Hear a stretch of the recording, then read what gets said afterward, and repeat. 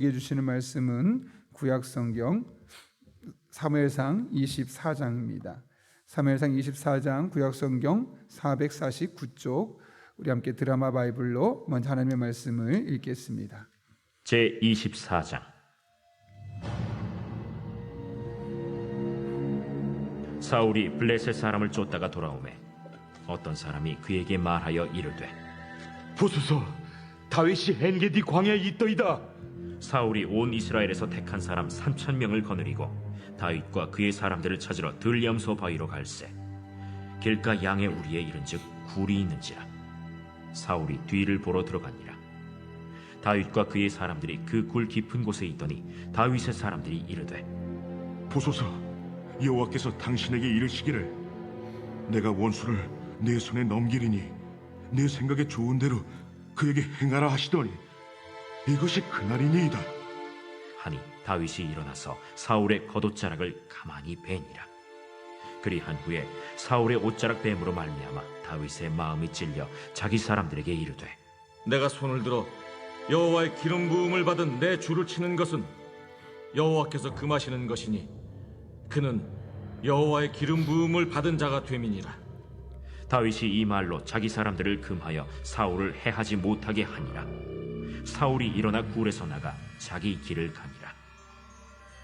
그 후에 다윗도 일어나 굴에서 나가 사울의 뒤에서 외쳐 이르되, 내 주 왕이여 하매 사울이 돌아보는지라. 다윗이 땅에 엎드려 절하고 다윗이 사울에게 이르되, 보소서, 다윗이 왕을 해하려 한다는 사람들의 말을 왕은 어찌하여 들으시나이까? 오늘 여호와께서 굴에서 왕을 내 손에 넘기신 것을 왕이 아셨을 것이니이다. 어떤 사람이 나를 권하여 왕을 죽이라 하였으나 내가 왕을 아껴 말하기를 나는 내 손을 들어 내 주를 해하지 아니하리니 그는 여호와의 기름 부음을 받은 자이기 때문이라 하였나이다. 내 아버지여 보소서, 내 손에 있는 왕의 옷자락을 보소서. 내가 왕을 죽이지 아니하고 겉옷자락만 베었은즉 내 손에 악이나 죄가가 없는 줄을 오늘 아실지니이다. 왕은 내 생명을 찾아 해하려 하시나 나는 왕에게 범죄한 일이 없나이다. 여호와께서는 나와 왕 사이를 판단하사 여호와께서 나를 위하여 왕에게 보복하시려니와 내 손으로는 왕을 해하지 않겠나이다. 옛 속담에 말하기를 악은 낙인에게서 난다 하였으니 내 손이 왕을 해하지 아니하리이다. 이스라엘 왕이 누구를 따라 나왔으며 누구의 뒤를 쫓나이까? 죽은 개나 벼룩을 쫓음이니이다. 그런즉 여호와께서 재판장이 되어 나와 왕 사이에 심판하사 나의 사정을 살펴 억울함을 풀어주시고 나를 왕의 손에서 건지시기를 원하나이다. 다윗이 사울에게 이같이 말하기를 마치매 사울이 이르되, 내 아들 다윗아, 이것이 내 목소리냐? 하고 소리를 높여 울며 다윗에게 이르되, 나는 너를 학대하되 너는 나를 선대하니 너는 나보다 의롭도다. 네가 나 선대한 것을 오늘 나타낸다니 여호와께서 나를 내 손에 넘기셨으나 내가 나를 죽이지 아니하였도다. 사람이 그의 원수를 만나면 그를 평안히 가게 하겠느냐? 네가 오늘 내게 행한 일로 말미암아 여호와께서 내게 선으로 갚으시기를 원하노라. 보라, 나는 내가 반드시 왕이 될 것을 알고 이스라엘 나라가 내 손에 견고히 설 것을 아노니 그런즉 너는 내 후손을 끊지 아니하며 내 아버지의 집에서 내 이름을 멸하지 아니할 것을 이제 여호와의 이름으로 내게 맹세하라 하니라. 다윗이 사울에게 맹세하매 사울은 집으로 돌아가고 다윗과 그의 사람들은 요새로 올라가니라. 아멘. 요즘은 제가 잘 하진 않지만 예전엔 저희 아이들과 함께 줄곧 장기 혹은 서양 장기를 그려진 체스를 두었죠. 여러분은 어떻게 하실지 모르겠지만 저는 아이들과 장기를 둘 때나 체스를 둘 때나 최선을 다했습니다. 당연히 제가 이겼습니다. 이 오해하지 마십시오. 제가 이기는 게 목적이서가 아니라 이 장기를 제가 이기는 과정을 통해 우리 아이들에게 뭔가 교훈을 주고 싶었기 때문에 그렇습니다. 아이들은 당장 그 앞에 한 수만 내다봅니다. 지금 눈앞에 보이는 거 어떻게 하면 먹을까? 어떻게 하면 피할까?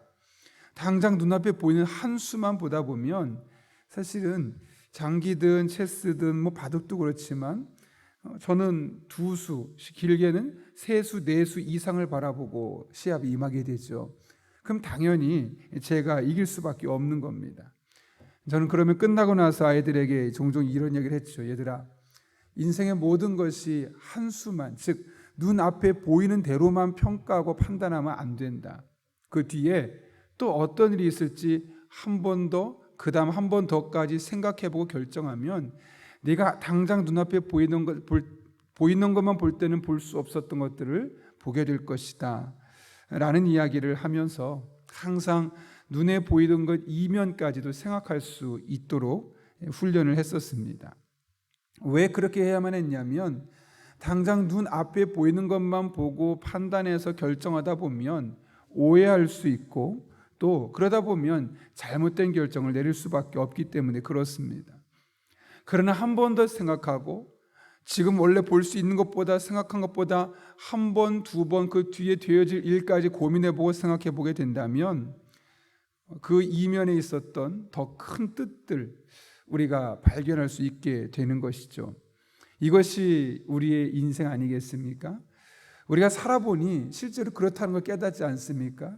당장 눈앞에 보이는 것에 급급해서 했던 결정과 한 번 더 심사숙고하고 그 뒤에 있을 일들을 고민하고 생각한 뒤에 결정한 일들은 당연히 그 결과가 다를 수밖에 없지요. 그런데 이것이 그냥 인생의 한 순간 혹은 인생의 한 패턴을 넘어서서 우리 신앙생활의 영역에서도 동일하게 나타나는 것을 보게 됩니다. 겉으로 보이는 것만 보게 되면 그 이면에 한 수, 두 수를 내다보고 일하고 계신 하나님의 발자취를 우리가 발견할 수 없는 것이죠. 오늘 본문을 통해서 이 같은 하나님의 은혜를 우리가 한번 생각해 볼 수 있는데요. 다윗은 자기와 아들 요나단의 인생에 큰 걸림돌이 될 거라고 다윗을 생각했습니다. 그래서 어떻게 하든 다윗을 죽여야겠다라는 그런 마음의 결단이 있었죠. 그러던 중 다윗이 엔게디 광야에 있을 때 한 사람이 다윗이 그곳에 있다는 사실을 사울에게 알리게 되고 사울은 3,000명이라는 사람을 이끌고 다윗을 잡으러 오게 됩니다. 그런데 마침 대변이 급했던 사울이 근처 동굴에 들어가서 용변을 보게 되는데 하필 다윗과 그의 일행이 숨어있던 동굴이었습니다. 우리 교회가 몇 년 전에 성지순례 갔죠. 성지순례 가서 이 사울이 다윗은 숨어 있고 사울이 용변을 보았던 그 엔게디 그 주변에 있었던 광야 그 동굴을 직접 보여주어서 우리가 멀리서나마 그 동굴을 볼 수 있었는데요. 실제로 저 산속 위쪽에 있고 깊숙이 있었기 때문에 겉으로 지나가다가 거기에 숨었을 거라 생각하지 않는 이유는 입구가 넓지 않기 때문에 그렇습니다. 어찌되었든 그렇게 사울에 들어가서 그 동굴에서 용변을 보게 됐는데 하필이면 다윗과 일행이 숨어 있었던 동굴이었다는 것이죠. 다윗 일행은 서로의 찬스다, 하늘이 내린 기회다 라고 말하면서 사울을 죽이자고 다윗을 종용합니다. 그러나 다윗은 도리어 그들을 설득하죠. 그러면서 사울의 겉옷의 일부만 잘라냅니다. 그리고 나서 마음에 찔림을 느끼죠. 여러분이라면 이런 상황에서 다윗의 상황이라면 어떻게 하겠습니까? 나를 볼 때마다 죽이려고 했던 사람이 대변을 본다고 저 앞에 혼자 와서 있는데 내가 마음만 먹으면 그를 죽일 수 있는 상황인데 어떻게 행동하시겠습니까? 아마 복수하고 싶지 않을까요? 내가 고생하는 이 모든 이유가 저 사람 때문이야. 저 사람도 고통을 겪어봐야 돼. 아니 저 사람만 없어지면 앞으로 내 인생 활짝 펼쳐질 수 있어. 얼마나 많은 가능성들이 그의 앞에 놓여 있었겠습니까? 그런데 다윗은 그렇게 하지 않았죠. 왜 이렇게 행동하게 되었습니까? 오히려 죽일 수 있는데 죽이지 않고 옷자락만 자르고 그것만으로도 대단한 건데 마음의 찔림까지 갖게 되었다고 말합니까? 오늘 본문 6절은 이렇게 말하죠. 내가 손을 들어 여호와의 기름 부음을 받은 내 줄을 치는 것은 여호와께서 금하시는 것이니 그는 여호와의 기름 부음을 받은 자가 됨이니라. 여호와께서 기름 부은 자를 해야 하는 것은 하나님께서 금하셨기 때문이다 라고 말합니다. 그런데 여러분, 성경 어느 곳에 이런 표현이 있습니까? 찾아봐도 이런 금지 조항은 성경에 나타나 있지 않습니다. 그렇다면 이것이 도대체 무엇을 의미하는 걸까요? 여러분, 하나님께서 누군가에게 기름을 부으셨다는 것, 오늘날 우리가 기름 붓는 행위를 하지 않기 때문에 우리가 선뜻 이해할 수는 없지만, 이 구약의 관점에서 기름을 부었다는 것은 여러분 잘 아시는 것처럼 왕과 제사장과 선지자를 공식적으로 임명할 때입니다. 여러분, 어떤 사람을 왕으로 세우고 어떤 사람을 선지자나 제사장으로 삼을 때 왜 그 사람을 세우셨겠습니까? 우리는 모르죠. 그렇지만 하나님께서 분명한 계획과 뜻이 있어서 그 사람 왕으로 세우시는 거죠. 우리가 보기에는 깜이 아닌 것 같은데 라는 생각이 들기도 하고, 저 사람은 아닌 것 같은데 라는 생각이 들 수 있지만, 하나님의 계획과 뜻이 있어 그 사람을 왕으로 세우시는 겁니다. 그런 의미에서 하나님께서 그 사람을 왕으로 세웠다. 그런데 그 사람이 다윗을 괴롭히고 있는 거 아니겠습니까? 그렇다면 이것이 무슨 뜻이겠습니까? 다윗이 현재 겪고 있는 그 현실의 아픔 속에, 그 고통 속에 하나님의 또 다른 섭리가 있음을 말씀하고 있는 것이죠. 지금 당장은 무슨 계획과 뜻이 있어 저 사람이 나를 괴롭히고 내가 이런 아픔을 겪는지 당장은 이해할 수 없지만, 적어도 그 안에 저 사람을 하나님께서 왕으로 세우셨는데 하나님이 세우신 왕이 나에게 이런 행동을 하는 것을 보면 선뜻 이해할 수는 없어도 하나님의 분명한 뜻이, 메시지가 그 안에 담겨 있다라는 것을 의미하고 있는 것이죠. 실제로 다윗이 나중에 사울을 만난 이후에 대화하는 12절을 통해 이를 확인할 수 있죠. 이렇게 말합니다. 여호와께서는 나와 왕 사이를 판단하사 여호와께서 나를 위하여 왕에게 보복하시려니와 내 손으로는 왕을 해하지 않겠나이다. 무슨 말입니까? 하나님께서 두 사람 사이를 판단하시고 만약 보복할 일이 있다면 하나님께서 알아서 직접 보복하실 것이니 나는 손대지 않겠다라는 것이죠. 다른 말로 하면 하나님의 뜻 가운데 이루어지는 일들은 마침내 하나님께서 직접 개입하시고 직접 해결하실 거니까 내가 그거 가지고 내 손으로 악한 일을 하거나 내 손으로 잘못된 일을 행하지 않겠다라는 것이죠.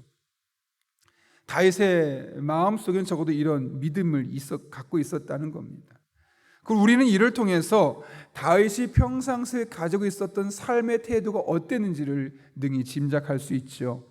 다윗은 평상시에 자신의 감정이 앞서지 않도록, 혹은 어떤 중요한 결정을 하는 과정에 나의 인간적인 판단이 앞서지 아니하도록, 그것이 하나님의 뜻보다 앞서지 아니하도록 늘 하나님의 선한 뜻을 찾으려고 했던 사람임을 보게 되는 겁니다. 좋은 일이 있으면 좋은 일을 주신 하나님 앞에, 하나님, 저에게 이 시점에 왜 이렇게 좋은 일을 주십니까? 그냥 너무 좋다, 행복하다, 그냥 감정적으로 느끼고 끝나는 것이 아니라 이런 좋은 일을, 예를 들면 하나님이 우리 가정이 잘 되게 하면, 내가 직장에서 승진하게 하고, 또 내가 하는 사업이 잘 되게 하고, 우리 아이들이 원하는 길이 순조롭게 잘 진행되는 일을 보게 되면, 하나님, 너무 좋아요, 행복해요, 그냥 감사해요, 끝나는 것이 아니라, 하나님, 저희 가정 중에 이렇게 좋은 일을 주신 이유가 무엇 때문입니까? 그 가운데는 하나님의 선한 뜻을 찾으려고 노력했던 사람이고, 반대로 당장 이해되지 않는 일들이 있어도 그냥 하나님 왜 이렇게 날 힘들게 하는 겁니까? 내 인생이 왜 이렇게 어렵습니까? 원망과 불평이 먼저 감정이 앞서는 것이 아니라, 하나님, 이렇게 힘든 일을 저에게 주신 이유가 무엇입니까? 하나님 뜻은 도대체 어디에 있습니까? 좋은 일이든 힘든 일이든 감정적으로 막 느끼고 그것만 갖고 일희일비하는 것이 아니라 그 안에 하나님이 어떤 뜻과 어떤 계획을 갖고 있는 것일까? 이것을 늘 찾아내려고, 분별하려고 노력했다는 것이죠. 이것은 다윗의 태도이면서 동시에 이 땅을 살아가고 있는 우리가 본받아야만 하는 삶의 모습이요, 삶의 태도요, 발자취입니다. 하나님은 항상 하늘이 땅보다 높음같이 우리 한 사람 한 사람을 향한 하나님의 선한 계획을 가지고 계십니다. 문제는 제가 좀 전에 표현했던 것처럼 하늘이 땅보다 높음처럼 우리의 생각과 우리의 경험과 우리의 판단력과 우리의 지혜와 우리가 아무리 수백만 권 백과사전을 가지고 동원해도 알 수 없는 그런 하나님의 특별한 계획과 뜻을 가지고 우리들의 삶에 일하고 계시다는 거죠. 그 중에는 좋은 일도 있고 우리 관점으로, 그 중에는 우리가 볼 때 이건 정말 아니야, 나에게는 없었으면 좋겠어, 왜 나에게 이런 일이? 라고 말하고 싶은 일들까지 생기는 경우도 있습니다. 그러나 이 모든 일은 하늘이 땅보다 높음같이 우리의 모든 지성과 우리의 모든 경험치를 동원해도 능히 헤아릴 수 없는 하나님의 특별한 계획과 뜻 안에 되어지는 것이죠. 이럴 때 우리가 가져야 할 삶의 태도가 무엇이겠습니까? 전도서 7장 14절에서 솔로몬이, 이 다윗의 아들 솔로몬이 우리에게 이렇게 전하죠. 형통한 날에는 기뻐하고 곤고한 날에는 뒤돌아보아라. 이 두 가지를 하나님이 병행하게 하사. 이게 무슨 말일까요? 우리는 형통한 날에 있을 기쁨만을 구하죠. 하나님, 제 인생에 형통하게 해주세요. 하나님, 제 인생에 감사가 넘치게 해주세요. 하나님, 제 인생에 수많은 기도 제목 응답해 주세요. 그래서 늘 기쁜 삶을 살 수 있게 해주세요.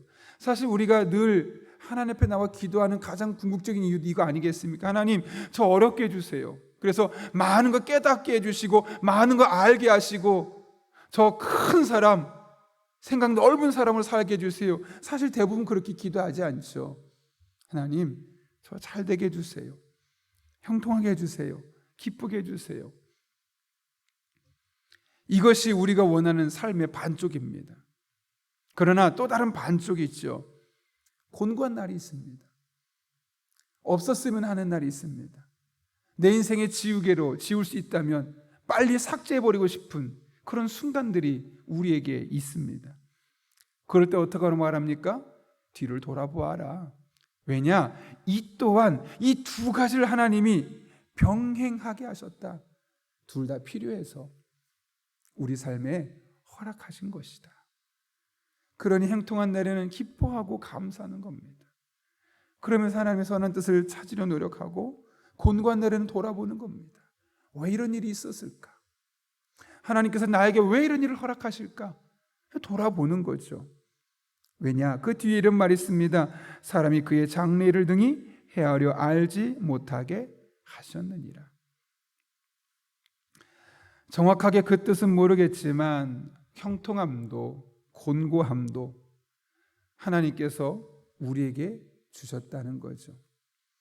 내가 원하는 시기에 형통함이 있었으면 좋겠고 내가 꼭 필요한 시기에 이런 곤고함은 없었으면 좋겠지만 내 뜻대로 되어지지 아니하고 정확하게 그 뜻과 시기는 알 수 없지만 이 두 가지를 병행하게 하신 하나님의 뜻, 계획이 있다는 것이죠. 저는 겨울 중에 제일 싫어하는 계절이 사계절 중에 제일 싫어하는 계절이 겨울입니다. 왜냐하면 남들보다 손발이 차갑기 때문에 조금만 있어도 이게 참 움직이거나 행동하는 데 불편합니다. 학교 다닐 때도 제일 힘든 게 뭐냐면 수업 시간에 받아 써야 되는데 손이 너무 추워서 호흡 불어 쓰지 않으면 글씨를 쓸 수 없을 정도로 손발이 많이 찼었습니다. 그런데 여러분, 만약 봄, 여름, 가을, 겨울 중에 겨울이 없다면 우리 이 계절이 어떻게 진행되고 이 자연계가 어떻게 진행되겠습니까? 우리가 보기에는 없었으면 하는 계절, 본인이 싫어하는 계절, 어떤 분은 그것이 여름이 될 수 있고요. 그런 계절이 없었으면 하지만 사실 그것이 있기 때문에 이것이 원활하게 돌아갈 수 있는 것처럼 우리 인생에도 형통한 날도 필요하고 곤고한 날에도 우리 삶에 필요한 겁니다. 종종 이런 이야기를 듣기도 합니다. 자녀들이 정말 자신의 삶에 십자가처럼 느껴질 때가 있습니다. 얘가 너무 나를 힘들게 합니다. 목사님, 요즘 이 아이가 원치 않게 방황을 해서 제가 너무 힘듭니다. 뭐 이런 상담을 하는 분도 적지 않게 발견하게 됩니다. 근데 여러분, 그 상황만 놓고 보면 정말 힘들기도 하죠. 그리고 왜 하필이면 우리 아이에게, 이 땅에 얼마나 많은 아이들이 있는데, 아니 예수 믿지 않는 아이들이 그런 방황을 하면 좋겠는데 왜 예수 믿는, 그리고 한번 잘 살아보겠다고, 예수님 제대로 한번 믿어보겠다고 하는 나에게 이런 일들이 일어나는지 이해할 수 없습니다 라고 말하는 분도 적지 않습니다. 그런데 돌아보면 그것이 그 아이에게도 나에게도 필요할 때가 있음을 알게 됩니다. 근데 그 순간을 왜 그러실까 하고 원망만 하고 불평만 하고 하소연만 하다 끝나면, 그 뒤에 감춰져 있었던, 그 뒤에 땅의 높음보다 더 큰 계획과 뜻을 갖고 일하셨던 하나님의 뜻을 분별하지 않으려 하면, 그 시기를 통해 우리에게 주시고자 하는 그 메시지를 발견할 수 없고, 더 크게 더 성장하게 하시고자 하는 하나님의 분명한 계획을 알 수 없는 겁니다. 정말 좋은 기회가 될 수 있는 것을 우리는 날려버릴 수밖에 없는 것이죠. 그러므로 여러분, 형통함과 곤고함을 병행하게 하신 하나님의 선한 뜻을 늘 분별하며, 그 속에 하나님이 행하시는 방법, 또 하나님께서 일하시는 패턴들을 발견하는, 그래서 여러분의 삶 가운데 어떤 일이 있어도 감사로 고백되어지고, 어떤 일이 있어도 하나님의 은혜를, 하나님의 은총을 노래할 수 있는 그런 복된 성도님들의 삶 될 수 있기를 예수님의 이름으로 축원합니다. 우리 함께 기도하겠습니다. 거룩하신 아버지 하나님, 우리는 늘 형통하고 늘 기쁘고 늘 좋은 일만 있었으면 하지만, 하나님께서는 곤고한 날, 없었으면, 지웠으면, 내 삶에서 절대로 경험되지 않았으면 하는 일들이 우리에게, 배우자에게 혹은 자녀들에게, 부모님에게 임하게 하는 것을 보게 됩니다. 이 두 가지를 하나님이 병행하게 하셨는데, 늘 그 안에 겉으로 드러나는 현상 한 수만 내다보는 것이 아니라 그 이면에서 일하고 계신 하나님의 세수 내수까지 바라볼 수 있는 주의 종들 되게 하여 주셔서, 모든 상황 속에서 하나님 앞에 영광 올려드리고 감사하며 신앙의 길을 뚜벅이처럼 한 걸음 한 걸음 걸어갈 수 있는 믿음의 사람들 되게 하여 주옵소서. 예수님의 이름으로 기도하옵나이다. 아멘.